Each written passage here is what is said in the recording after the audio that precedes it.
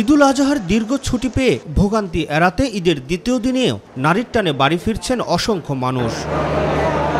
Kamalapur rail স্টেশনে সকাল থেকেই ছিল ঘরমুখ মানুষের উপচে পড়া ভিড়। রাজধানীতে ঈদ উদযাপন শেষে এবার স্বজনদের সান্নিধ্য পেতে ঢাকা ছেড়ে যাচ্ছেন অনেকেই। ঈদের আগে প্রচুর ভিড় হয় তো বাচ্চা নিয়ে আবার আমাদের বিড়াল আছে, ওদেরকে নিয়ে আমাদের যেতে আর কি খুব অসুবিধা হয়ে যায়, এই জন্য আমরা ঈদের পরেই যাই।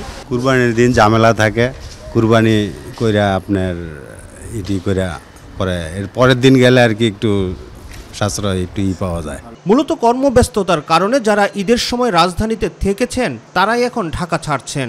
অনেকে সরকারি ছুটি দীর্ঘ থাকায় ঈদের পরেই বেড়াতে যাচ্ছেন গ্রামে কিংবা আত্মীয়ের বাসায়। ট্রেন তো নাই কোনো, ট্রেন এই যে আসছি সেই সকাল 9টা বাজে আর এখন তো 12টা বাজে গেছে।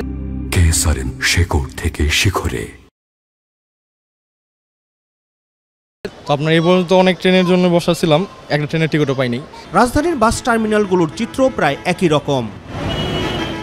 সকাল থেকেই মহাখালী বাস টার্মিনাল থেকে একে একে ছেড়ে যেতে দেখা যায় দূরপাল্লার বাসগুলো। কাউন্টারগুলোর সামনে ছিল দীর্ঘ লাইন। দীর্ঘ সময়ে দাঁড়িয়ে টিকিট না পাওয়ার অভিযোগ যাত্রীদের।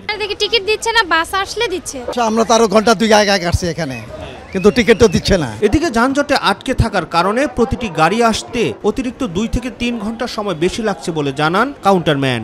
এগুলা আসার কথা 3 ঘন্টা পর, আসতেছে 4 ঘন্টা 5 ঘন্টা পর।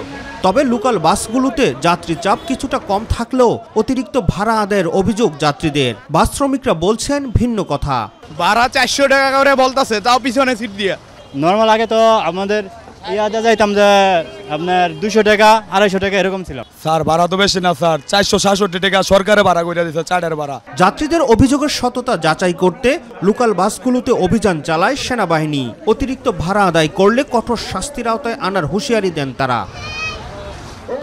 রাকিব হাসান, মাই টিভি, ঢাকা।